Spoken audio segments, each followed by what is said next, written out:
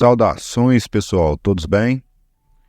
Hoje trouxe mais um episódio aqui, atendendo a pedidos do pessoal, tanto no Instagram quanto no WhatsApp. O pessoal trocando ideia comigo, sugere algumas pautas que acham interessante e eu achei legal trazer mais um episódio para vocês, baseado, né, na preferência do que a pessoa quer ouvir. Então eu procuro um programa bem bacana ou eu pesquiso o tema, né, e trago de alguma forma alguma informação que seja ou relevante, ou algum programa bem legal, só que um programa mais antigo. E no episódio de hoje eu trouxe um programa falando sobre a Área 51. E quem gosta do tema ufologia, né, já ouviu falar dessa Área 51. Para quem nunca ouviu, a Área 51 é uma região que ela fica localizada no deserto de Nevada, ali aproximadamente 135 quilômetros ao norte de Las Vegas, nos Estados Unidos, e tem uma base da Força Aérea Americana que ela é famosa pela seu extremo sigilo e confidencialidade. O público em geral não pode acessar a área e ela é extremamente bem guardada, bem vigiada, né, tanto em relação à vigilância eletrônica, drones, guardas armados com binóculos também que ficam olhando quem se aproxima. E, embora a sua existência ela tenha sido oficialmente reconhecida somente em 2013 pelo governo dos Estados Unidos, essa base da Força Aérea ela foi criada na Guerra Fria para testar e desenvolver aeronaves, incluindo o U-2 e o SR-71 Blackbird, que são naves com um design muito específico, são bem bonitas e tal. E para quem gosta do tema ufologia, com certeza já ouviu. Eu, por exemplo, a primeira vez que eu ouvi sobre a Área 51 foi através do denunciante Bob Lazar, que ele trabalhou na década de 80, supostamente realizando engenharia reversa numa base, né, dentro numa instalação chamada S4, né, que seria como se fosse um anexo da Área 51. E de acordo com ele, né, com Bob Lazar, ele foi contratado para desenvolver engenharia reversa a partir de OVNIs que foram capturados ou recolhidos pelo governo americano.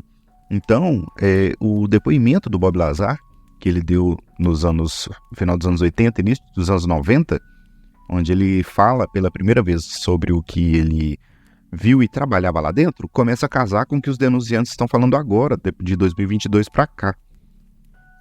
E ele afirma também que ele viu e trabalhou em 9 discos voadores de origem extraterrestre, e essas naves eram supostamente movidas por um elemento chamado elemento 115, que é o Unopentium, se não me engano o nome dele, oficial.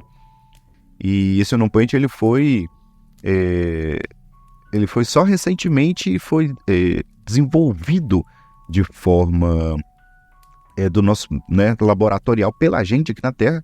Ele foi desenvolvido recentemente e ainda assim ele não é estável. ele tem uma durabilidade muito curta ali e ele se dissipa muito rapidamente.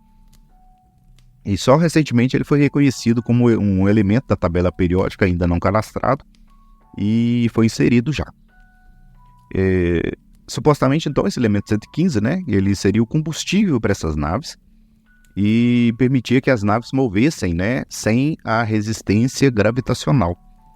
Então, nos anos 80, Bob Lazar já deu o depoimento que ele trabalhava nessa área e que ele conhecia tanto o combustível quanto a engenharia, né? Ele teria trabalhado nessa engenharia reversa desses OVNIs. Então, sem mais delongas, vou trazer para vocês um episódio falando sobre a Área 51, mais um documentário, espero que vocês gostem, tá? E aguardo vocês nos próximos episódios. Eu queria deixar o agradecimento aqui pelos últimos comentários. O Rony Aquino, ele comenta no episódio recente também que a nossa Bíblia, né, ela acaba sendo explicada, interpretada, na verdade, ao pé da letra, né, quando na verdade a gente está falando aí de figuras de linguagem em relação à nossa cultura, né, o que a gente traz ali na Bíblia, né, isso comentando sobre o episódio dos livros de Enoque. Cris Gardano comenta também: valeu, Morgan, devemos explorar todas as áreas da ufologia, vejo tantas agressões contra a ufologia espiritual por aí, lamentável, aprendi algo hoje que só conhecia de nome, comentando sobre o episódio falando sobre Capela, né, os exilados de Capela. Ô Cris, muito obrigado. Rony também, valeu demais. E o Marcelo Monteiro comenta também: episódio excelente, irmão. Marcelo, muito obrigado, cara. E recentemente o Ayrton Martins também, Ayrton, um abraço, ele comenta no episódio Arquivo X, né, qual que seria o seu episódio predileto. Segundo ele, o primeiro episódio da 3ª temporada. Ele diz, inclusive, boas lembranças. Então, galera, muito obrigado pelos últimos comentários aí, tá? E no mais, fiquem bem, fiquem com Deus e aproveitem o episódio de hoje, tá bom? Então, aumenta o volume aí, coloca os fones e divirtam-se. Valeu!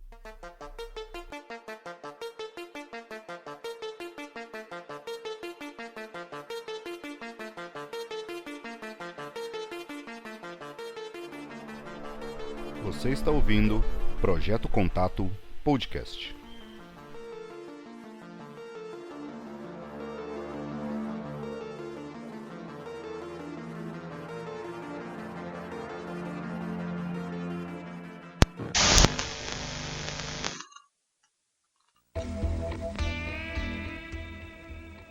...190 quilômetros a noroeste de Las Vegas, Nevada, em um trecho proibitivo de deserto, há um local misterioso conhecido por vários nomes.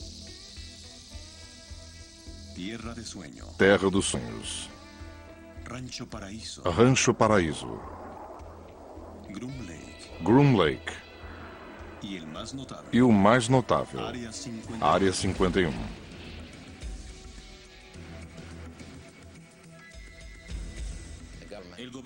O governo não quer reconhecer que há uma base lá. Mas eu já estive lá. Há uma pista, há prédios, é uma base extremamente secreta. A América sabe sobre a Área 51. Já é um termo familiar. É aqui que o trabalho mais secreto e importante da nação tem sido feito.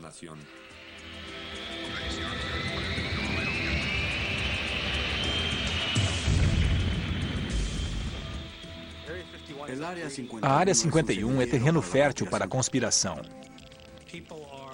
As pessoas acreditam nas coisas mais absurdas quanto ao que aconteceria ali.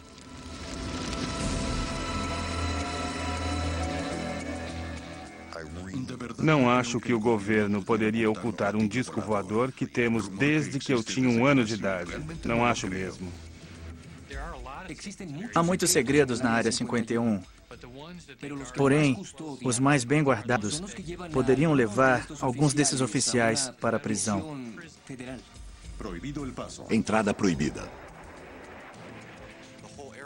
Toda a área tem sensores magnéticos e de disparo eletroóptico. Se passar da linha sem autorização, eles atiram em você.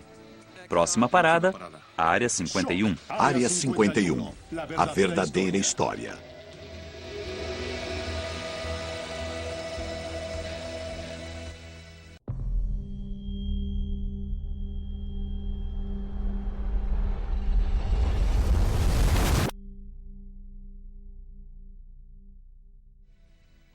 Embora o governo negue sua existência, a Área 51 se tornou parte da cultura popular, inspirando filmes, livros e programas de televisão.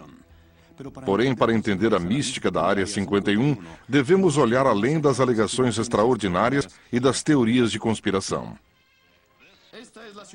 Esta é a área de pesquisa em Yucca Flat, Nevada. Uma época em que os Estados Unidos sofriam a paranoia da Guerra Fria. 3, 2, 1, 0. Uma época em que a Área 51 literalmente surgiu no deserto de Nevada, uma das diversas áreas de testes atômicos. O local em que fica a base aérea, chamada Área 51, foi no início dos anos 50, tomado pela Comissão de Energia Atômica, que é hoje o DOE, Departamento de Energia. Essas pessoas são responsáveis pelas armas nucleares do país. Precisavam de um lugar para testá-las. No centro-sul de Nevada, há um local para o qual ninguém dava importância. Este solo não era disputado. Se olhar mapas antigos da área, os mapas da Comissão de Energia Atômica, o verá dividido em áreas. Estas são quadras grandes. Em determinada época, o pedaço de terra em que fica o Groom Lake, que é um dos muitos leitos alcalinos secos da área, se chamava Área 51. Os mapas são antigos e esse sistema não é mais usado, mas o nome Área 51 permaneceu. Na primavera de 1955, a área na quadra número 51 teve papel bem maior nas negociações do governo com o Império Soviético. Naquele ano, o gênio da engenharia aeronáutica da Lockheed, Kelly Johnson, criou o primeiro avião espião super secreto da América, o U-2. Mas Johnson tinha um problema. Precisava testar sua criação secreta. Ele procurou um amigo de confiança, o piloto de teste civil Tony Levier, o homem que dizem ser o verdadeiro pai da Área 51.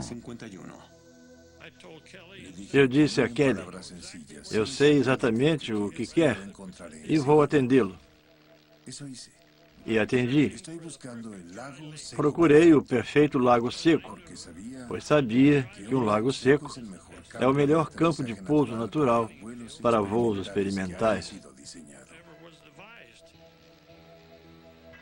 Por quase uma semana, Tony Levier e sua equipe vasculharam o deserto de Nevada, checando dezenas de locais remotos. Mas quando passaram a cadeia montanhosa Nellis e viram o Groom Lake, Levier soube que a procura tinha terminado. Este lago, em uma escala de 1 a 10, é 11. Os outros não têm nem chance. Sua localização é no interior bem remoto e poucas pessoas passam por aquele lugar.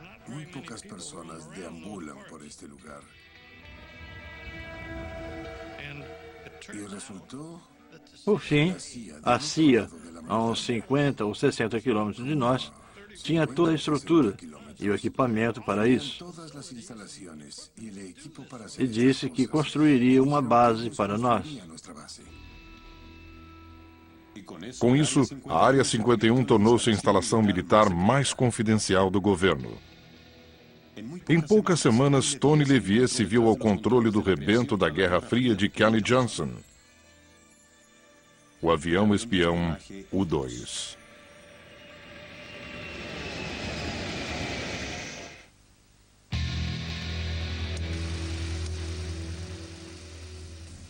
Em qualquer guerra, a arma mais poderosa é a informação sobre o inimigo. No final dos anos 50, o U-2, desenvolvido e testado na Área 51, era a arma secreta americana na Guerra Fria contra a ex-União Soviética. Sabíamos que os russos trabalhavam da forma mais rápida e inteligente possível para fazer bombas nucleares. Mas não tínhamos como observar seu vasto território.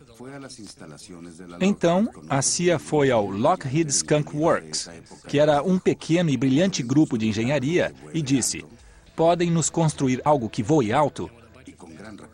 Trabalhando depressa, fizeram um dos primeiros aviões invencíveis, o U-2. Equipado com câmeras sensíveis ao infravermelho, o U-2 era capaz de gerar imagens aéreas detalhadas das instalações inimigas, a até 80 mil pés de altura, muito além do alcance do radar inimigo. Embora o avião U-2 fosse uma nave espiã, inventaram a história de que era testado no Lago Groom para pesquisa climática a grandes altitudes para o Comitê Nacional de Aeronáutica, NACA, um antecessor da NASA.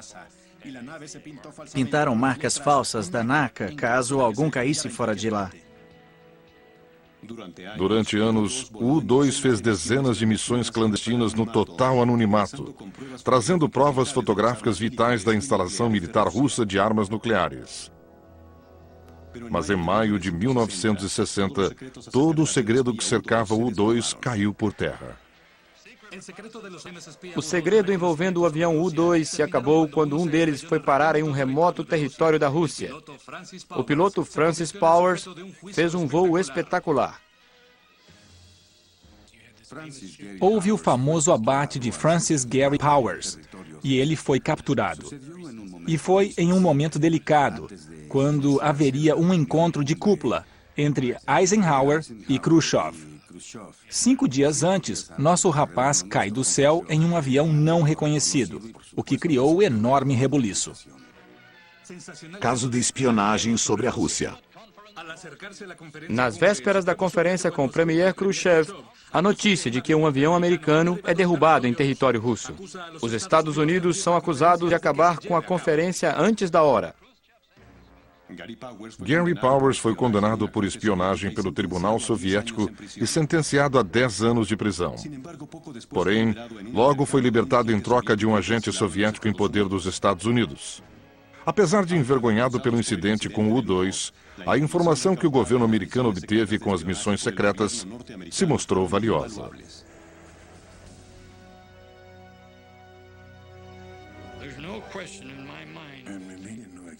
Não tenho dúvidas de que a informação que obtiveram sobre a Rússia evitou uma terceira guerra mundial.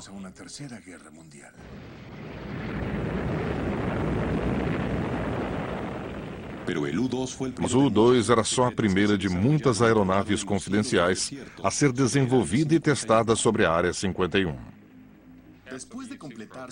Quando o programa do U-2 terminou, usaram as instalações em Groom Lake para testar o A-12, capaz de voar acima de Mach 3, a mais de 80 mil pés.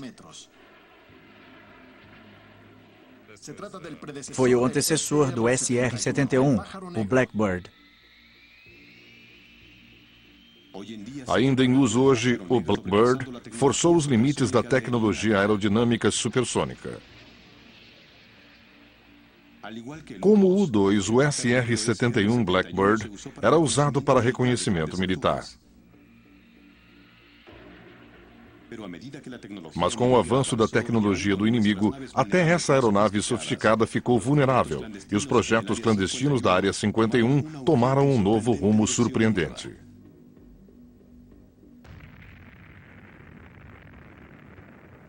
Segundo alguns peritos, um tipo diferente de aeronave estava sendo testada no céu escuro, sobre a Área 51.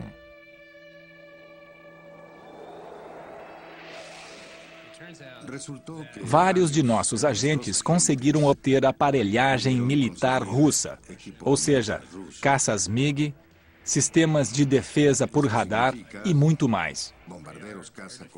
É claro que algumas pessoas de alguns governos e militares por trás da cortina de ferro eram corruptos. E parte deles acabou em Groom Lake. Havia esquadrões dos chamados Boinas Vermelhas, pilotos americanos de MiG. Apossar-se da arma do inimigo e destruí-la é muito útil. É um grande golpe e foi algo importante em Groom Lake. Era um segredo muito bem guardado. Mas os MiG russos e os Boinas Vermelhas não eram os únicos segredos na Área 51. Acompanhando Groom Lake nos anos 70, entramos na era do stealth. Foi quando aviões Have Blue foram desenvolvidos e testados lá. São chamados de demonstradores de tecnologia. Descobrimos ser possível manipular reflexos de radar com essas superfícies planas. Parece um anel de diamante. Mas será que voa? Era melhor construir um e testá-lo antes de encomendar um monte deles. Os Have Blue, que são feitos à mão e são pequenos, provam que pode-se fazer objetos aerodinâmicos e controláveis extremamente difíceis de o radar captar. Ao mesmo tempo, surgiu outro programa esquisito e que se tornou público, chamado Tacit Blue. Era um aparelho muito feio. Parecia um cruzamento entre um pão francês e uma pá de neve. Eles estavam tentando entender contornos mistos, indo além dos formatos planos do stealth e suavizando-os, como a lataria de um carro com curvas arredondadas. Dos projetos Have Blue e Tacit Blue, surgiu a tecnologia para a aeronave mais confidencial da América até hoje.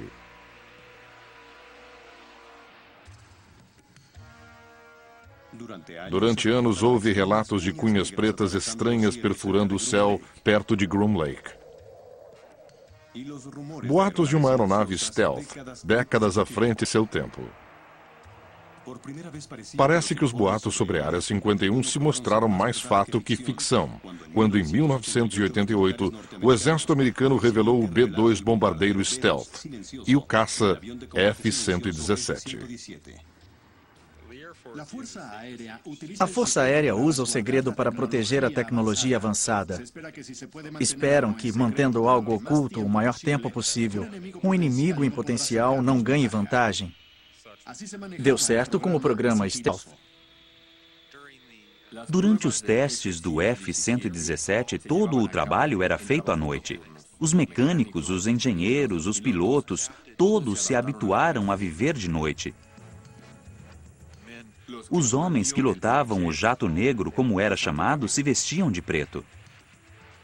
Em fevereiro de 1991, os anos de voo secreto sobre o deserto de Nevada foram postos à prova, sobre as areias do deserto do Golfo Pérsico. O F-117 é chamado de caça stealth. É um leve bombardeiro e se mostrou muito útil na Guerra do Golfo Pérsico, pois funcionou. O mundo viu o bombardeiro B-2 e o caça F-117 levarem um devastador e singular poder de fogo sobre o pasmo exército iraquiano. Eles não faziam ideia de que essas armas de destruição em massa existiam.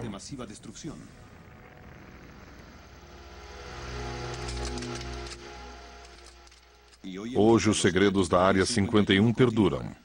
Há boatos a respeito de uma aeronave hipersônica, altamente secreta, conhecida como Aurora. Aurora é o nome que nós, pesquisadores, damos a aeronaves muito velozes, desenvolvidas e testadas em programas secretos. Embora não haja fotos publicadas do Aurora, não faltam interpretações visuais deste suposto avião espião de alta tecnologia. Com base em uma revolucionária tecnologia de propulsão, dizem que esta aeronave voa a 6 vezes a velocidade do som e pode atacar com extrema precisão. Este é um progresso na tecnologia da aviação. Significa que deu-se um verdadeiro passo rumo ao combate em guerra global. Deitou-se a base para a tecnologia que permite desempenhar missões de reconhecimento, além de um ataque preciso de qualquer parte do globo, poucas horas após a decisão de fazê-lo.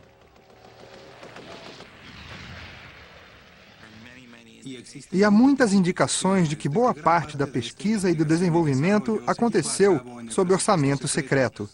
Indicações fortíssimas de que a aeronave foi construída e colocada em serviço. Bill Sweetman aponta muitos registros oficiais e militares como prova de que o Aurora existe. O nome Aurora vem indiretamente de um documento de orçamento que o listou como um dos 3 programas de reconhecimento. Os outros eram o SR-71 e o U-2.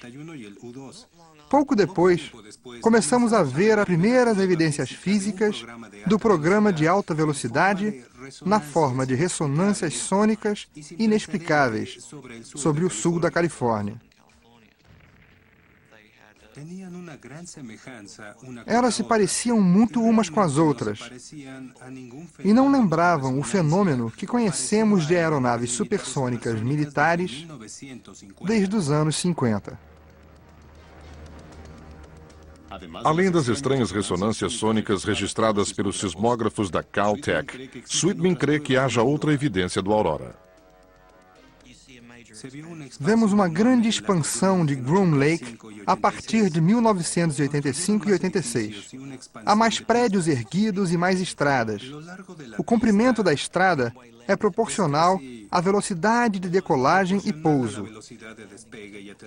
Quando se tem velocidade alta para pouso e decolagem, trata-se de uma aeronave muito veloz. Ao mesmo tempo, houve um drástico aumento de relatos de aeronaves esquisitas e velozes em Groom Lake. Os moradores de Nevada viram um avião estranho. Eles fazem muito barulho ao atravessar o deserto. São explosões sônicas. Os militares podem dizer que não existem, mas existem sim.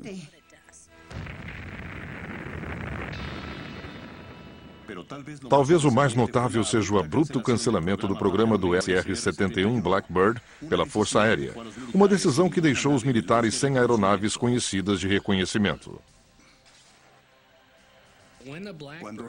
Quando os Blackbirds foram aposentados, as pessoas perguntaram por quê? Temos o avião mais veloz do mundo, ninguém jamais conseguiu abatê-lo. Dizem que já atiraram nele milhares de vezes, mas nunca o perfuraram. É um avião assustador. Por que o aposentaram? Muitos creem que a única razão para isso tenha sido abrir espaço para um substituto mais avançado. A Aurora combinaria perfeitamente com a Área 51, pois são necessários um grande trecho de solo e uma grande base para mantê-la e escondê-la. Para isso serve a Área 51. Mas até hoje a posição do governo é resoluta. Os oficiais insistem em que o Aurora não existe.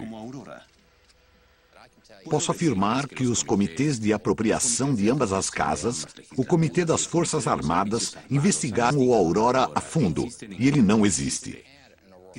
Quem dera tivéssemos um Aurora, um avião que chegaria a Bagdá em 3 horas. Pode estar na prancheta de alguém, mas no momento não existe.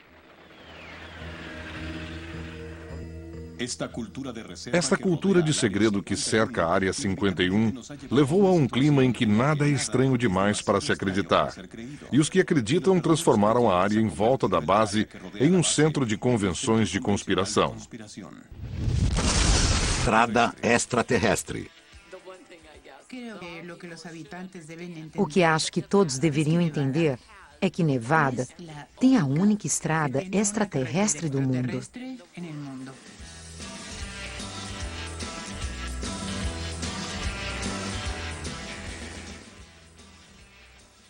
Em 1996, o estado de Nevada oficialmente chamou a Rota 375 de Estrada Extraterrestre, devido aos incontáveis relatos de OVNIs por parte dos residentes e visitantes do local. Veja, é incrível. A ligação dos OVNIs e alienígenas à Área 51 pode ser traçada até um homem, Bob Lazar, físico formado pelo MIT. A história da Área 51 se tornou pública em 1988-89, quando Bob Lazar surgiu, dizendo que trabalhou em uma nave alienígena na Área 51. Quando Lazar foi a público com as declarações, a mídia enlouqueceu.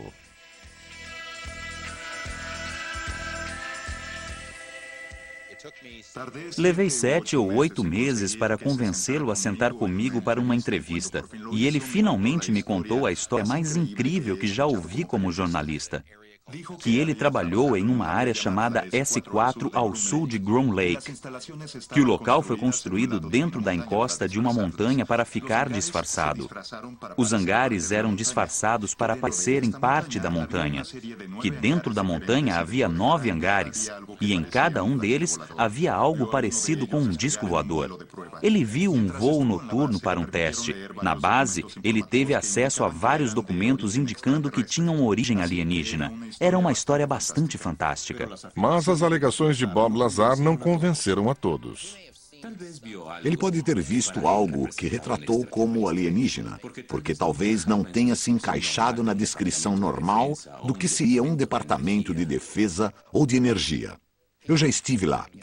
Não existem OVNIs. Não existem alienígenas. Não há nada do tipo. Esta é uma instalação confidencial, mas não desse tipo. A história de Bob Lazar pode deixar alguém esquizofrênico. Há muitas evidências de que ele diz a verdade. Mas sinto que nada aconteceu como Lazar disse. Mas pense o que quiser de Bob Lazar. Ele foi o trampolim que lançou esta base assombrosa aos olhos do público. Meses depois, milhares de pessoas foram ao deserto de Nevada em busca de objetos estranhos no céu. O conceito de visita dos seres extraterrestres tornou-se grande parte da cultura popular. Levou centenas, talvez milhares de visitantes a uma área do deserto que seria evitada pela maioria das pessoas sensatas. Esta é Bald Mountain. Do outro lado fica Groom Lake. Não é de surpreender que relatos de OVNIs e criaturas bizarras de outros mundos tenham ficado quase comuns. Estrela brilhante. Venha ver isso. Não, não é. Tem 2 lobos. 2 lobos, um de cada lado. Venha ver. Talvez as pessoas queiram crer que somos visitados por seres de uma civilização mais avançada. Supõe-se que são seres maus. Dizem que vêm de 100 milhões de anos-luz daqui. É um salto no tempo. Foi o que eu vi. É legal. É muito legal. O súbito interesse e influxo de turistas na área ajudou a transformar a cidade de Rachel. Antes um pontinho no mapa, Rachel virou a meca dos crédulos ou incrédulos. As pessoas vêm em busca do sentido da vida. Querem respostas que não encontram em outro lugar. Muitos curiosos se hospedam no Whale Inn para fugir do calor do deserto e trocar histórias de encontros de todo grau. Nosso restaurante ficou conhecido como área de troca de informações. As pessoas podem vir falar sobre o que quiserem. Não serão ridicularizadas pelo que acreditam. Eu avistei os voos rumo a Groom Lake. Certa noite, havia 3 luzes pulsando em um intervalo de 1 segundo e o céu ficou brilhante. Já vi uma nave plástica em forma de disco. Eu nunca vi um disco voador, mas vi uma luz, como esta na minha blusa. Certa noite, voltando de Álamo, vi uma faixa laranja no céu. Eu já vi uma nave levantar do lado sul da área 51 e, de repente, voar paralelamente ao chão, Ela cobriu quase 15 quilômetros em 1 segundo e meio. Todos os dias ouvimos um relato de alguém. Muita gente já trabalhou na Área 51. Dizem que lidaram com seres de outro planeta. E dizem que há mais do que um tipo. Nariz grande, nariz pequeno, cinza, um réptil, um laranja, um azul e os humanoides. Ainda não ouvi uma história completa do que existe naquela colina. Acho que eles não são de origem extraterrestre. Acho que são interdimensionais. É como se alguém girasse um botão e mudasse de frequência, saísse de nossa realidade para outra. Pode ser simples assim. Acho que o pouso será aqui. Por algum motivo, os alienígenas que nos contataram sentem que é o melhor lugar.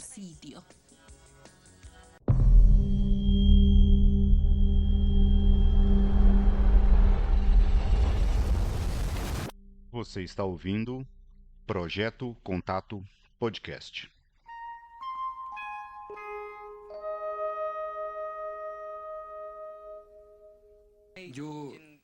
Eu queria pensar que há alienígenas na Área 51, mas não vou acreditar até ver um. É um ótimo tema para um filme. Como produtor executivo do filme de ficção científica Independence Day, Bill Fay encontrou uma resposta oficial incomum quando buscou o suporte técnico militar para fazer o filme. Tivemos reuniões com todos os ramos militares e representantes do Departamento de Defesa e nos disseram: gostamos do roteiro. Mostra os militares em boa posição. Gostamos de tudo, exceto uma coisa. Queremos que retirem as referências à Área 51. Ficamos surpresos. Não soubemos de onde isso partiu. O filme girava em torno da mitologia da Área 51. E isso realmente toca as pessoas. Era algo que não poderíamos mudar. Era parte integrante da história. E dissemos isso a eles. Eles responderam: tudo bem, mas não podemos ajudar.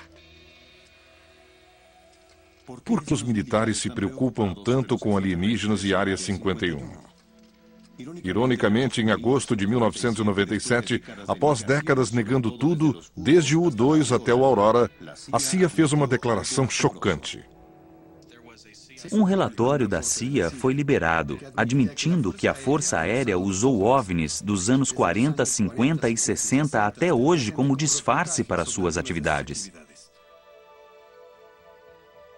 Segundo a declaração oficial da CIA, milhares de OVNIs relatados por testemunhos eram apenas testes e voos de reconhecimento. Quando se compila o conjunto de voos do histórico do U-2, do SR-71, de seu antecessor e do Tacit Blue, que levou o desenvolvimento do caça Stealth, o herói da Guerra do Golfo, tem-se resposta para todos os avistamentos de OVNIs na Área 51. Mas por que permitir tantos boatos de OVNIs e alienígenas? A CIA gasta mais da metade de sua verba em contra-espionagem e atividades de desinformação. A ideia é que se podemos atar o inimigo e fazê-lo gastar energia e recursos caçando coisas que não existem, podemos ter vantagem sobre ele. Se você classificar os relatos como sendo de OVNIs, ninguém vai investigar. É um disfarce muito inteligente. Muitos creem que a declaração da CIA não passa de sua mais recente trama de desinformação para encobrir a verdade quanto a OVNIs e a Área 51.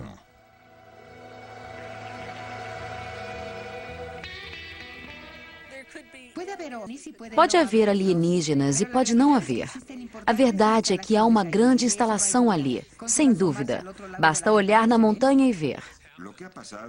O que ocorreu na Área 51 foi que, na tentativa de manter o lugar o mais secreto possível, eles o tornaram famoso. Hoje é um nome muito conhecido. Toda essa tensão pôs esta instalação, que já foi insignificante e despretensiosa, no mapa, para quem quiser encontrar. É para onde o governo vai quando quer ficar sozinho, apesar de nossos esforços de investigar e das tentativas de rastrear pessoas que trabalharam lá e viram coisas. Ainda é um lugar secreto. Localizar a instalação secreta parece muito simples. Entrar nela é uma outra história.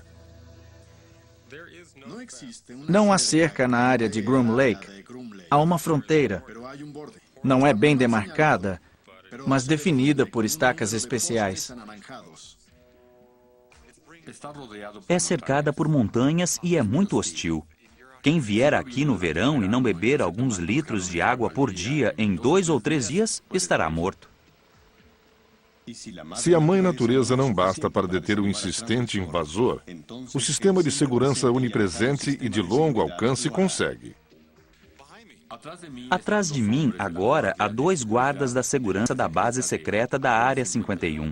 Estão lá em cima nos olhando, vendo tudo o que fazemos. Tem binóculos potentes. Há várias câmeras por controle remoto ao longo desta linha. Toda a área tem sensores magnéticos e sensores eletroópticos. Podem até estar nos ouvindo agora. Naquela área, mesmo em território público, existem sensores de estrada para detectar veículos passando pelos caminhos de terra ao redor da base. Os seguranças sabem quando alguém está se aproximando. Alguns dizem que a tecnologia de segurança é tão avançada que o pessoal da Área 51 pode saber que alguém chega pelo cheiro. Dizem que o perímetro tem sensores sofisticados capazes de distinguir odores emitidos por seres humanos dos de outros animais do deserto.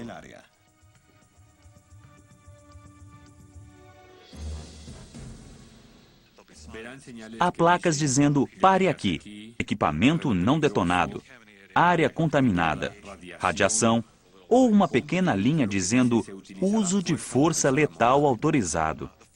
Isso detém a maioria das pessoas. Os tolos são os que vão além. As pessoas começam a vir de jipe e caminhonetes e, de repente, encontram alguns homens com rifles e acham ruim que lhes digam para voltar para a estrada. Se resistir, pode levar bala. Aqueles que continuaram até a guarita foram presos. Eles são agarrados e atirados no chão. Pisam em seu pescoço, são amarrados e levados para a cadeia. São detidos por longos períodos. Têm de pagar multas, além de assinar um documento, perdendo o direito de falar sobre o que viram. Mesmo sem ter visto nada, pois nem se aproximaram da base. Tanta atenção dispensada à Área 51 resultou em maior segurança, em um perímetro ainda mais extenso. Havia 2 montanhas de onde se podia ver a Área 51. Uma era a Freedom Ridge, bem ali, de onde aquela patrulha nos observa. E naquela colina ali havia a montanha Whitesides, a 17 e 20 quilômetros daqui, respectivamente. Tínhamos uma linda vista, mas a Força Aérea pediu e conseguiu um recesso de 4.000 acres que tomou as 2 montanhas, tornando-as áreas de restrição. Hoje são locais inacessíveis e temos de viajar 42 quilômetros para uma breve olhadela. Enquanto milhões de dólares e horas de trabalho são gastos mantendo as pessoas fora da Área 51, o governo também se esforça para fazer gente entrar. Estamos no chamado Terminal Janet. É onde a grande maioria dos funcionários do Groom Lake estaciona os carros e pega um voo particular para a Área 51. Localizado no canto noroeste do principal aeroporto comercial de Las Vegas, o Terminal Janet é a entrada de funcionários à Área 51. Há uma frota de Boeing 737. São brancos com uma listra vermelha. Eles carregam pessoas que param o carro em um estacionamento exclusivo e aguardam no pequeno terminal até a hora de ir para lá. São da Força Aérea, mas na frequência do FAA. São conhecidas como Janet, assim como outros voos são conhecidos como TWA-123. Esses são Janet 123. Como quase tudo a respeito da Área 51, a origem do nome Janet, dado aos voos e ao terminal, é um mistério. O que parece para muitos atividade normal pode ser percebido por olhos treinados de maneira diferente. Todo mundo que entra nesses aviões é notavelmente informal. É uma mistura de funcionários civis e militares. Não se diferenciam. Não vemos ternos nem uniformes militares. Só vemos bonés de beisebol e mochilas. A norma é ser discreto. E são tão discretos que atraem a atenção. Esses aviões Janet saem de Las Vegas, como qualquer outro, só que rumo ao norte. De fato, são responsáveis por muitos relatos de avistamentos de OVNIs, porque alguns voam à noite e outros começam às 4:30 da manhã. Se ficasse em alguma colina em que ficávamos, antes de a Terra ser tomada, víamos as luzes de pouso. Devido ao local próximo e ao ângulo, víamos uma luz muito brilhante em nossa direção durante 5 ou 8 minutos, quase parada. Então, tem de ser uma nave-mãe de Zada Reticula, certo? Não, é um 737. E os funcionários que não gostam de voar vão de ônibus, veículos discretos que se dirigem a Groom Lake diariamente.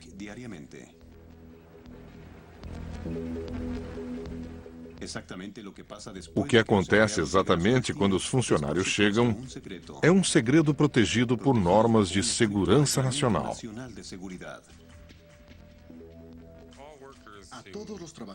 Todos os funcionários que vão ao Groom Lake assinam juramento de que jamais revelarão qualquer coisa vista ou ouvida lá e não comentarão o que quer que seja sobre o seu trabalho.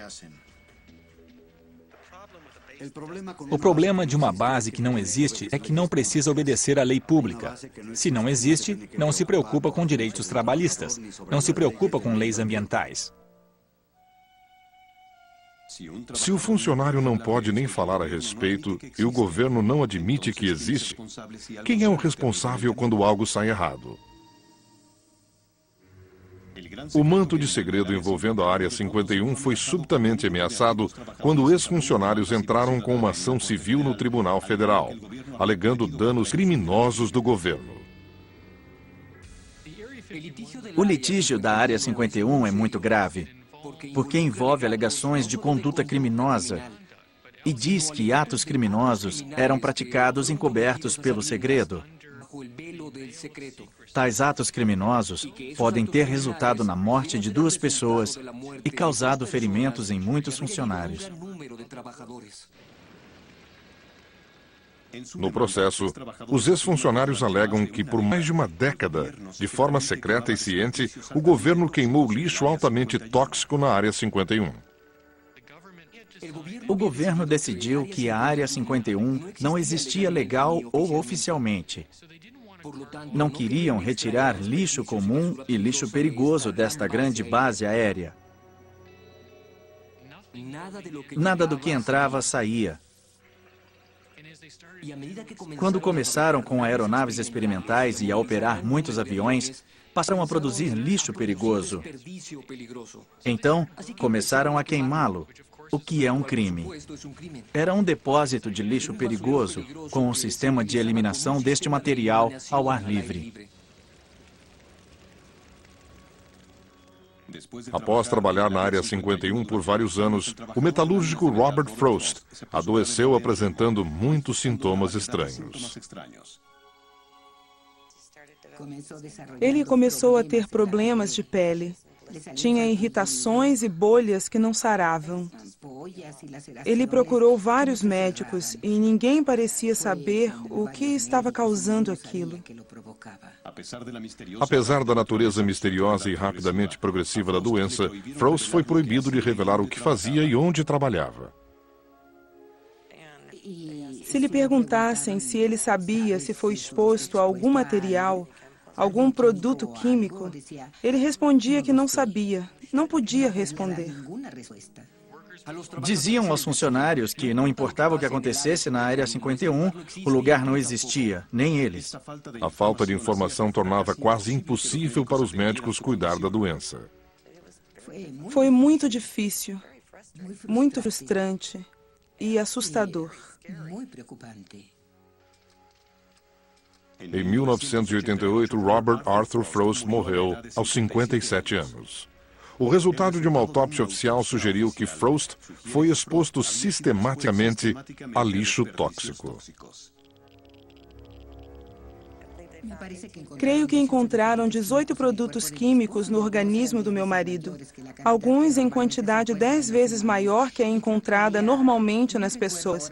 Acho que havia 2 ou 4 que nunca tinham sido encontrados em seres humanos. Em agosto de 1994, Helen Frost entrou com uma ação em nome de seu finado marido e outros 6 ex-funcionários da Área 51. Eles também foram forçados a sofrer em silêncio em situação parecida. Mas desde o início, o advogado Jonathan Turley sabia que seria difícil.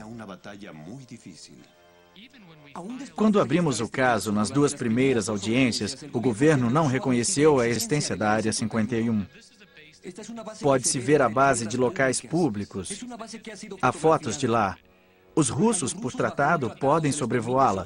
E os advogados do Departamento de Justiça disseram: não podemos admitir nem negar a existência da base. Eu respondi: eu o levo até lá, senhor juiz. Posso mostrá-la. Em 29 de setembro de 1995, após mais de 4 décadas de negações oficiais, o governo americano reconheceu a existência da Área 51 nos documentos de determinação presidencial de número 9545. Entretanto, ao invés de ajudar a ação de funcionários, a declaração só aumentou o segredo em torno da Área 51. O presidente Clinton assinou um deferimento para eles dizendo: vocês não precisam responder a certas perguntas com relação à ação e estão sob a égide da segurança nacional. A ação vai de encontro a um muro, por ordem do presidente. Quando se dá a um órgão a prerrogativa de cumprir sua agenda, descartando as outras, haverá abusos. E estamos pagando pelos abusos.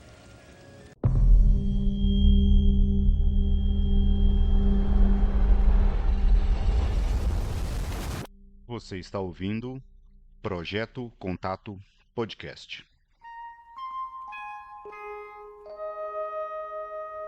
A recente polêmica acerca da Área 51 pode não ser mais discutível.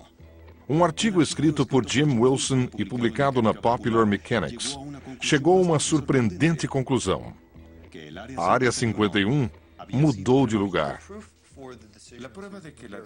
A prova da decisão de mudar a Área 51 de lugar é a falta de atividade no local. Os relatos que tínhamos de estranhas luzes no céu começaram a diminuir. O que acontecia lá, claramente, parou de acontecer. Desconfiado da redução de atividade repentina, Wilson decidiu investigar. Foi até a instalação em Groom Lake. Lá encontrou ninguém. Completamente vazia. Segui pela estrada que leva ao leito seco do lago e fui tão longe que cheguei a uma cerca demarcando a área de bombas. Não tinha ninguém. Fui à cidade de Rachel para falar com amigos que me ajudaram em matérias anteriores. Eles não estavam. A partir daí, comecei o trabalho de detetive e fiz perguntas do tipo: para onde levariam uma base? Neste artigo, Wilson diz que os projetos confidenciais, funcionários e equipamentos abrigados em Groom Lake tinham sido transferidos para um complexo de lançamento de mísseis abandonado em Utah e 2 outras instalações militares no Colorado. Segundo Wilson, a mudança se deu por 2 fatores principais. Um deles, contaminação radioativa, resultado de intensos testes nucleares conduzidos durante os anos 40 e 50. Estão descobrindo que, dos testes subterrâneos, muitos materiais vieram à tona por meio da camada de rocha, algo que nunca previram. Houve vezes em que a área teve de ser evacuada por vários dias devido à precipitação radioativa. O local é muito perigoso. Não é seguro conduzir essas operações. O segundo motivo oferecido por Wilson para o abandono da Área 51 é o foco dos projetos militares de alta tecnologia. A Força Aérea dos Estados Unidos subitamente mudou sua missão. Passou de Força Aérea e Espacial para Força Espacial e Aérea. A próxima geração de naves poderá voar no espaço. Para tanto, é preciso uma plataforma diferente de lançamento e de instalações de apoio muito caras de duplicar. Muitas delas já existem nas redondezas de Colorado Springs. Há plataformas de lançamento e uma plataforma de pouso muito segura na base da Força Aérea Michael, que fica no meio de uma área na qual ninguém em sã consciência quer entrar. É onde testam agentes biológicos e de gás asfixiante. A lendária base confidencial foi fechada para sempre. Seus segredos morrerão com ela? Esta última revelação seria apenas outra peça num quebra-cabeça desconjuntado do mito americano da Área 51? Na minha opinião, nunca saberemos o que já aconteceu lá, que dirá o que acontece agora. O governo agiu depressa, vacilou um pouco aqui e ali. De vez em quando, ouve-se, por exemplo, temos uma instalação em Groom Lake, e mais nada. Acho que muito da atenção que cerca a Área 51 seria reduzida se o governo desse um nome à base. Sim, estamos fazendo uns projetos lá e pronto. É a ideia de uma base inexistente, sem nome, que chama a atenção. As pessoas adoram mistérios. Enquanto nos tratarem assim, como se Groom Lake não existisse, a imaginação vai correr solta. Ela está cheia de contos sinistros de alienígenas e sabe-se lá o que mais. Como não se pode provar o que acontece lá, pode-se dizer o que quiser do lugar. John Kennedy tem ligação com ele. Elvis está lá dentro. É um quadro negro para escrever seus sonhos e medos. O governo ainda tem projetos delicados e o público não tem, necessariamente, o direito de saber de tudo. Não me importa que testem a Aurora ou qualquer outra aeronave. São as outras coisas escondidas pelo véu do segredo que me incomodam. O povo quer acreditar que o governo está fazendo algo. Esconde coisas que não deveriam saber. Mas há certas coisas que devem ser feitas pela segurança nacional do país. Não queremos privar o povo americano desta informação, e sim outros países do outro lado do oceano. O que acontece lá não é mistério. É um trabalho muito avançado que nosso governo, como nação, está fazendo.